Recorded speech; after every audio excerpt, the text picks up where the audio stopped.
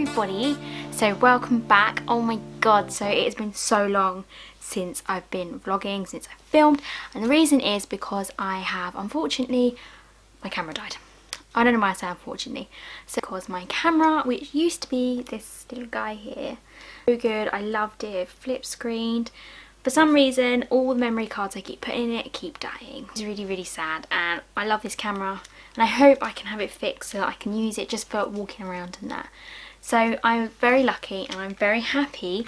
I have now got the Canon M50, which, as you can probably see from the difference in my video quality, it is such a nice camera. Honestly, it's brilliant, it's lovely.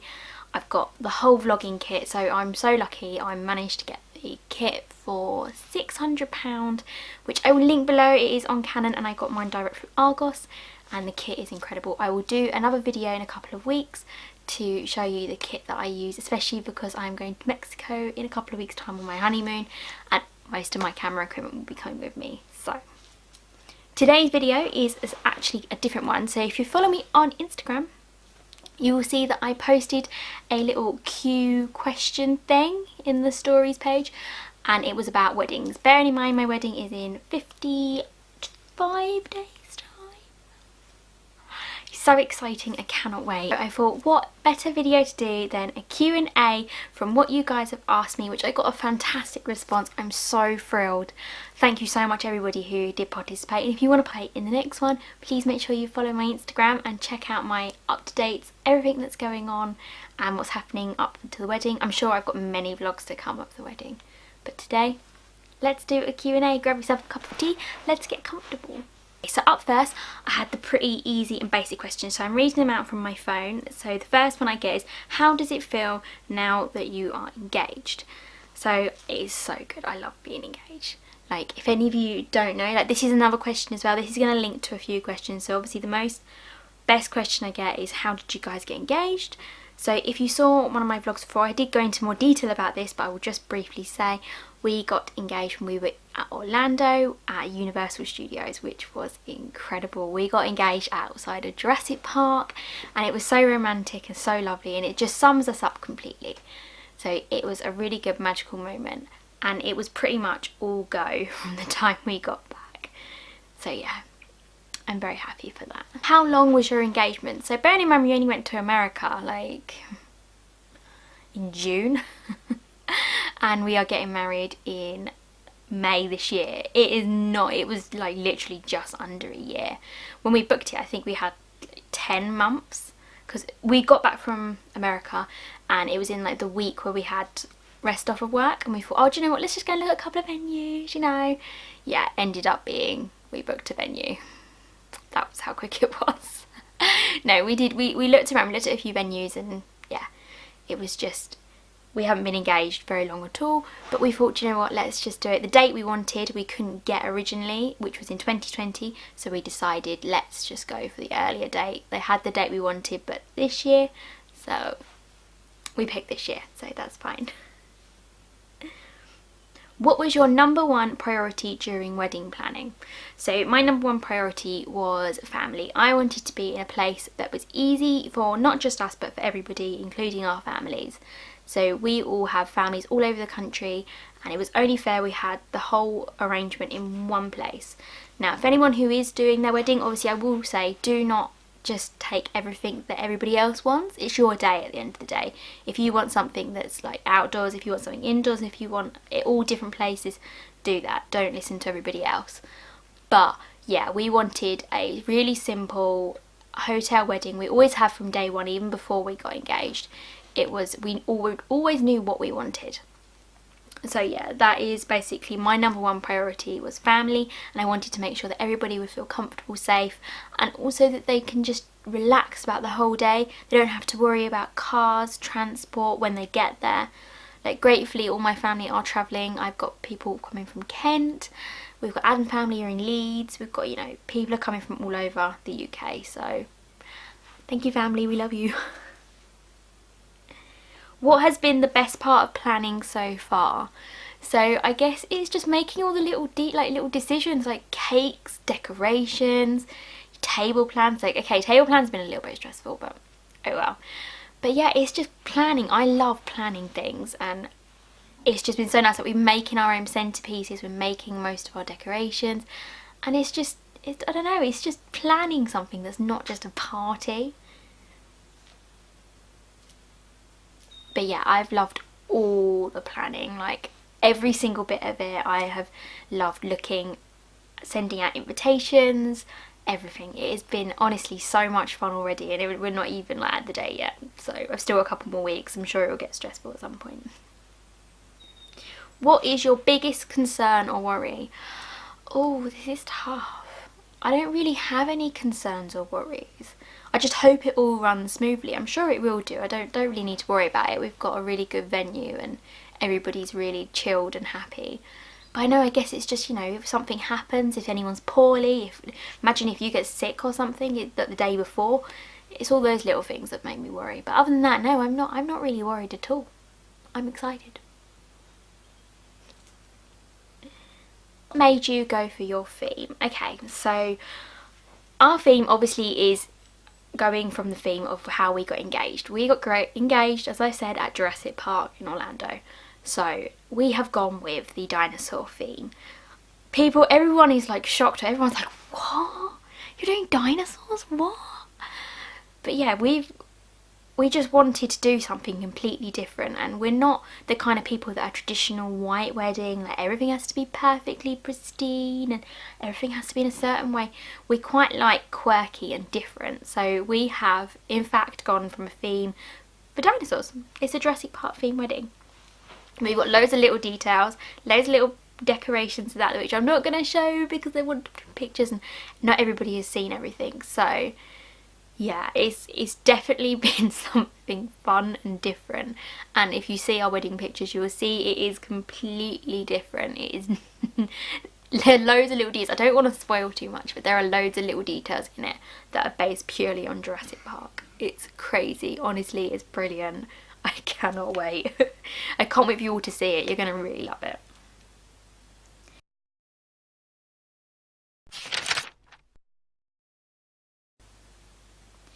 So I'm also going to like answer questions that are like about wedding planning in general. Like I know some people who, if you're planning a wedding now, you might be sitting there thinking, oh my god, like I don't know where to begin, I don't know what to do, and oh, I don't know how much it's going to cost.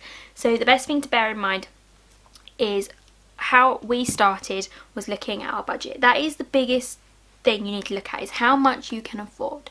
If you cannot afford a massive mansion wedding, then, you know, be prepared, you're going to have to compromise. If you're lucky enough though, I will say, if you've got plenty of time in advance, do save.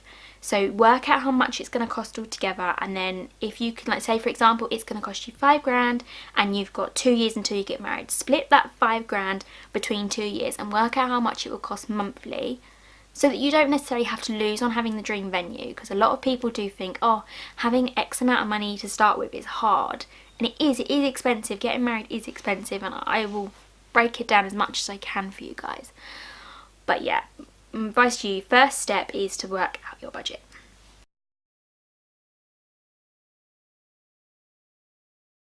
After you have done budget, you then need to work out your guests. So you need to work out how many guests you've got coming to your day and to your evening.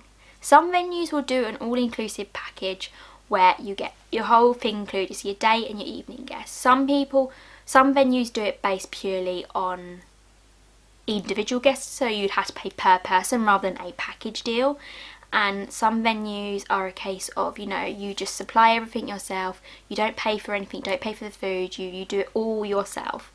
And it just depends on your budget. If you can afford to do an all-inclusive package, we did an all-inclusive package with a hotel. We found it a lot cheaper than doing it individually. So yeah, if it comes to your people, my advice as well is be tough and critical. You don't like Auntie Sue with her best friend and her best friend's daughter. You want to invite your main people to your wedding. Obviously, if you have got a massive circle of friends and, you know, you have all these people around you, you think, no, I want them there, they've been in my life, I want them to be at the wedding, then don't like give up on that. Like, you know, keep them involved with your wedding. But yeah, be a bit critical on who you're inviting. You know, I've seen some people that have done weddings where it's no children are allowed, which we have, you know, we didn't think that was fair. We thought, no, they're children, they've got to be there. But, you know, you don't have to necessarily invite kids of kids of kids. So, you know, if you've got a cousin who's got a child and then they've got a child, you know, you can be quite strict, and don't worry about being strict. You know, it's your wedding, your day, and if you're paying for it at the end of the day, you're not going to want people that you barely even know when you're paying like £60-70 a head. It's just not, it's not fair. So the next step, once you've looked at how many people you want coming to your wedding, you've gone, right, okay, we've got a number, brill, you then need to pick yourself a venue. So some venues can cater for large parties, some can only cater for small amounts. If you're not having a wedding at a hotel and married at a registry office, then be prepared. We found with a registry office with us, you could only have a maximum of 30 people at the day. So for us, that didn't work out well. We've got quite a big family, and I wouldn't feel right not inviting some of my family to the day, and then it just didn't look right. We wanted everything and everybody in one place. So always take that into account. If you're getting married at a church and in a venue, be prepared about the whole transport situation. It's all these things you need to look at when looking at a venue, and there are so many questions to ask your venue. Like, don't just go straight in and be like, right, I want that and that's done. Be prepared, you're going to have to compromise on some of the things you want. If you're lucky enough, like we have been fortunate that we've got a wedding planner with our venue. So my venue is the Holiday Inn in Shepperton. So if any of you guys wanted a link to Holiday Inn, I will link them below. They are really good, and our wedding planner Lisa has been incredible already. She's helped us out massively, and she talked us through like everything that's going to be happening throughout our day, like planning. She's been good as gold. So if you are able to have a wedding planner with your venue, brilliant, take it. It will help you out massively. But yes, key is to look at venue. Pick your venue, whatever you like, go for it. My advice for when to book your venue, that is another matter. So they normally say book your venue 12 months in advance if you can. Most venues can take bookings up to 6 to 7 weeks prior, but be prepared, you may not get the dates that you want. So be prepared. Go and look at different venues. Never go for like maybe just the first one. We had a few in mind, like we had different value ones. We had the all-inclusive package, the dream package, and then a really cheap and cheerful package. And we looked at it and weighed it up and was like, okay, so this venue offering that. One of the venues we looked at was going to cost £10,000 for just the room. Yeah, it better have been worth that. But we looked at it, weighed it up and thought, it's not worth it. Well, for a couple of pretty pictures. So, you know, I will say that definitely go for a, you know, hotel weddings. Do not rule them out. They are really good, and the people there are brilliant. So yay, you've booked a venue, brilliant, perfect. You then need to start getting down to the serious bits that not many people tell you about. You have to then go and do your registry of your wedding, or the announcement of your wedding. So this is where you go to your local registry office if you're in the UK, and you basically go and announce that you're getting married. This does cost a fee. It is £495. It's expensive. So you go, you announce your wedding, and then what they do is they put your name up on a wall, and if anybody has anything they need, like if they don't think you should be getting married, they can say, and then the registrar will contact you and say, well, this person said you can't get married due to this reason being, you know, you could be divorced, you may not be divorced yet, you're just being, your family have just given you to somebody to get married, you're not actually marrying this person for the right reasons, you know, anything like that, and it can be brought up beforehand. You then also need to make sure, normally, I think when we booked ours, it was 6 months prior, you have to have all that done. So you have to make sure you've gone and booked your venue, booked your ceremony person to come to the room, which you normally do when you do the announcement. And then they contact the hotel and they do it all directly from there. So once that's done, you don't need to know anything more about it. They then send you a little pack which tells you what kind of ceremony you want, and there are so many different ceremonies, so be prepared. Yeah. Also, 12 months before, you need to make sure you write down your guest list. That is very important. Make sure you write down who's coming to your day, who's coming to your evening. So it can all get ready, and you then need to start looking at your invitations. You may not need to send them out yet, but I always advise you to check out what kind of theme you're going to go with towards these invitations. And I did match mine to what my theme is of my wedding. So my advice to you is pick your theme and what colour scheme you want to go for your wedding, so that when you send the invitations out, it all matches and it all looks lovely. Obviously, if you're not that kind of a person, you know, you don't need to worry about that. You can just send regular save the date cards or even just wedding invitations. We didn't do save the dates because we used Facebook instead. But yes, you can send your save the dates out 12 months prior and then save your invitations out a little bit later on. You've done all the boring bits, you know, you've booked your ceremony people, you've announced your wedding, you've paid those little fees off. You then get the fun stuff to do. This is where I enjoy it. So you then can go and start looking for a dress. So they advise you to go from anything from up to a year and a minimum of 3 months prior to your wedding, so you can get the best alterations done. You find the dress, because it can be quite stressful dress shopping, and I will say that you will not go for the dress you have in your head. I can assure you that now, and I'm sure if my sister-in-law is watching this now, she will tell you the exact same thing. I went shopping for my wedding dress, and I thought, I want, you know, this one dress, I want big princess, I've always wanted it, you know. I put it on and I hated it. I hated everything about it. And even my mum was looking at it and she was like, no, you just don't look happy in it, you don't look comfortable. I then tried on a dress, which is the total opposite. I fell in love with it. And apparently that is very normal and that is okay. A lot of the women in the wedding dress shop said this is completely normal, this is what brides do. They come in, they have such expectations of what a dress will look like, put it on, and it's nothing to what they expected. So, and the same happened with my sister-in-law a few weeks ago. She said yes to the dress, and again, I don't think it was the dress she expected to get. So, be prepared on that one, girls. You then have up to 9 months before, you should then start looking at if you're going to have a videographer and a photographer, or just a photographer or a videographer. So the difference is, obviously, it says it in the name, a big videographer. It's so hard to say. Videographer. They obviously video your whole day for you as if they are a photographer taking photos. It's videos. And they look beautiful, and if you look on YouTube and type in wedding videos, you will love them. Honestly, they are so nice and they're so pretty, but they are very expensive.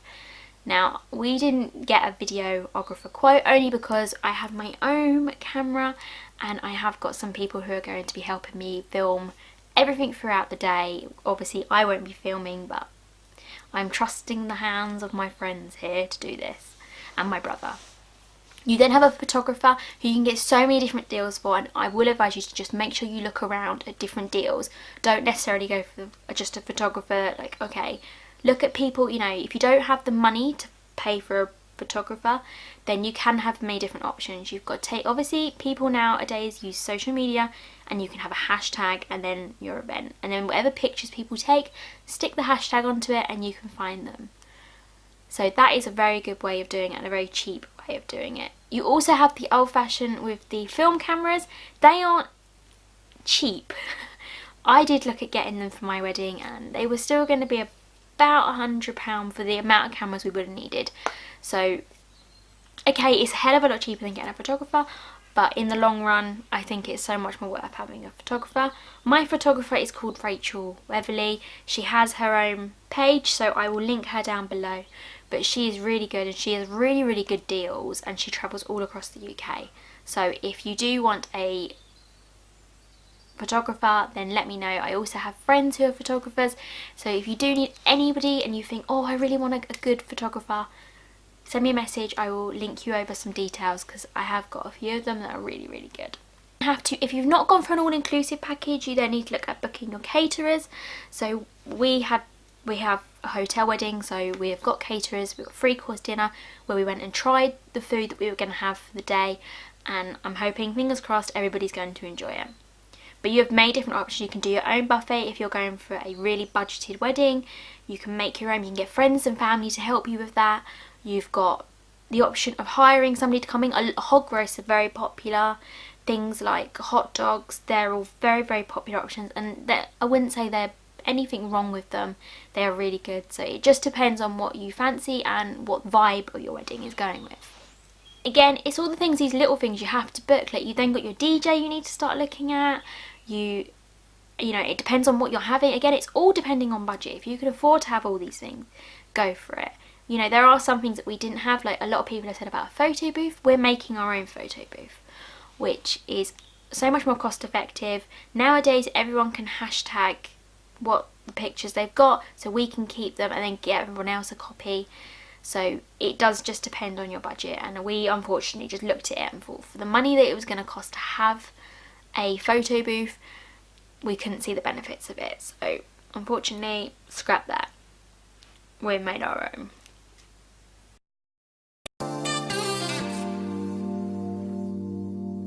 Having a registry. This is something that a lot of people have asked me actually on Instagram.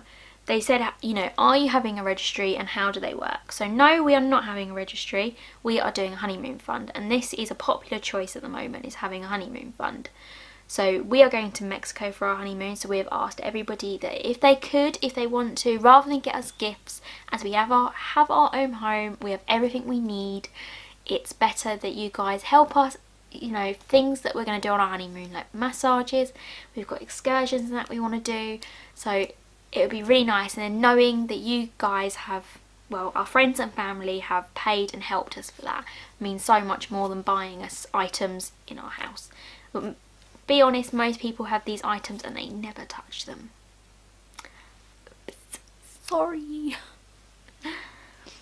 But registries are actually really easy. So you've got big companies, especially in the UK. I'm not sure about anywhere else, but in the UK we have like John Lewis, you've got Bentals, you've got House of Fraser. All of them, they do registries. So all you do is you go onto their website and go into, type in their search from their registries, and you just sign your name up, sign the wedding date up. And what people do is you link it all over to your friends and family and say, this is where we're shopping from, give them the name, and then they can go and buy the stuff that you've got on your list. A lot of people go, like, if they haven't lived together before they get married, they normally get their household stuff. So, you know, you get plates, towels, anything like that. Some people are quite traditional in that way. They haven't lived with their partner before. So it's basically just starting them up for their new life together, really. But yeah, it's not apparently now in 2019, I don't think many people do registries unless they have just got themselves a new home. You tend to go with the honeymoon fund, which a lot of people are quite happy to do. You don't have to donate much. You don't have to donate at all. You know, we're not doing a wedding to get gifts. We're doing a wedding to spend time with our friends and family.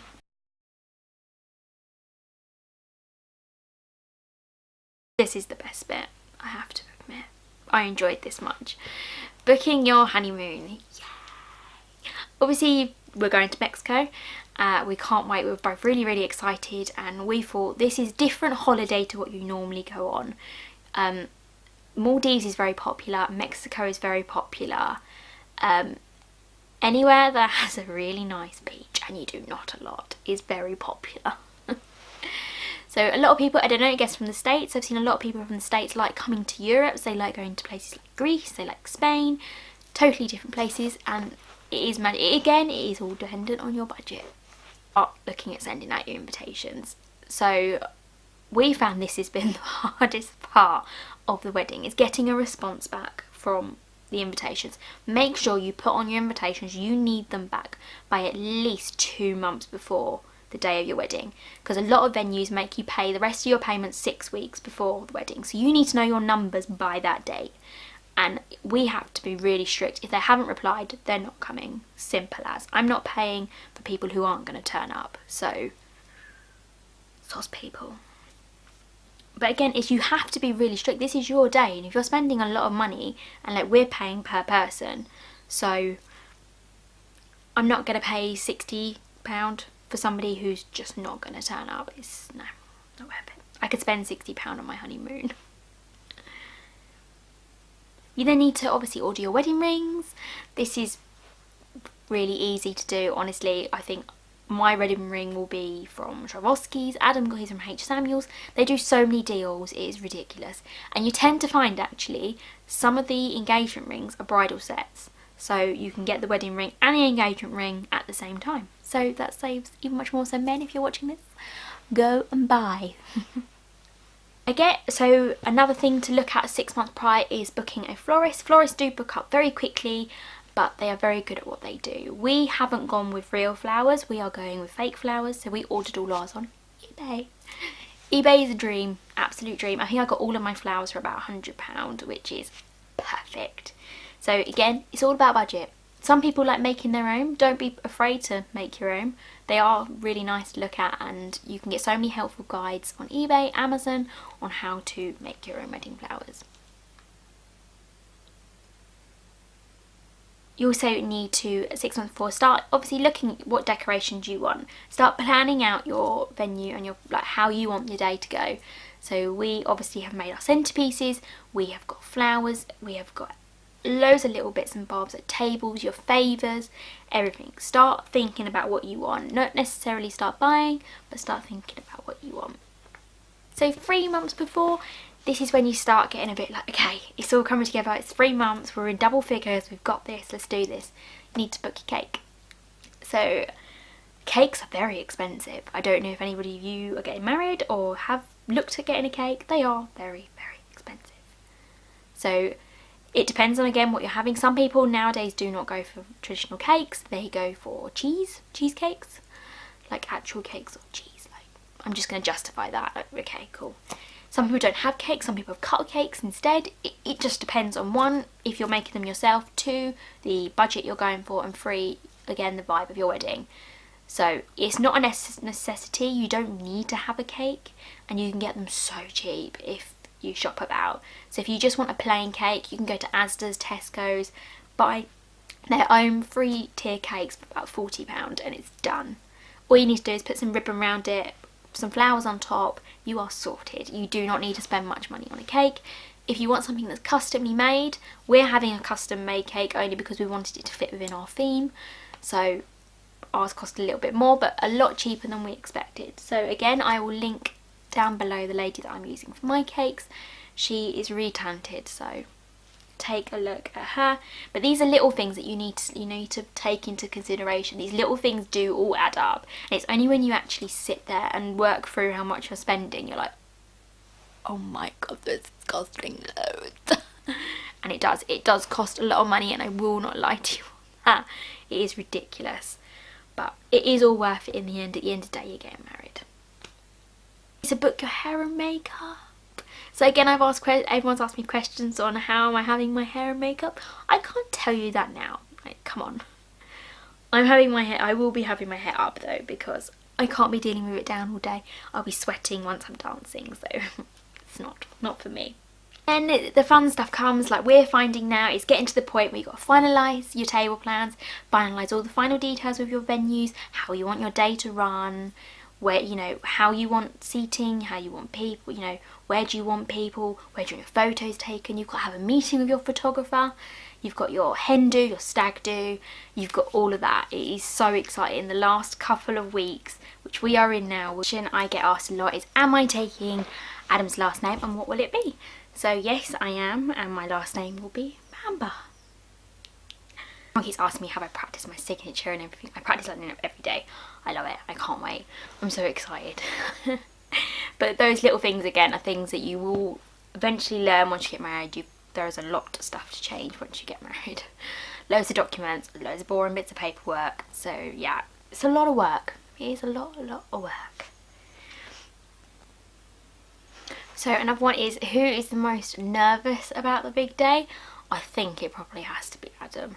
I think it's not a case of being nervous about getting married. I think it's a case of being nervous about doing speeches. He's not a good speech person. He's not a public speaker, so he's dreading it. My dad is also dreading it, so I'd say it's them guys who are struggling. Who's in charge in your marriage? Well,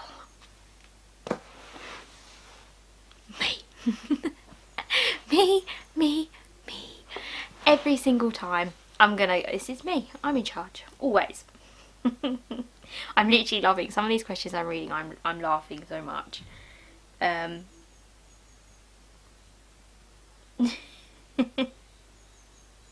So another question I get asked is, are you wearing a veil? So yes, I do believe though that veils are normally associated with a traditional wedding. I am not having a traditional wedding because I'm not getting married in a church. I'm getting married at a hotel. So it's a little bit different. It's the same as like your ceremony is a little bit different to what it would be at a church. So yes, I have got a veil because I put on a dress, and you know, you don't feel like a bride until you put a veil on, 100%. So yes, I am wearing a veil.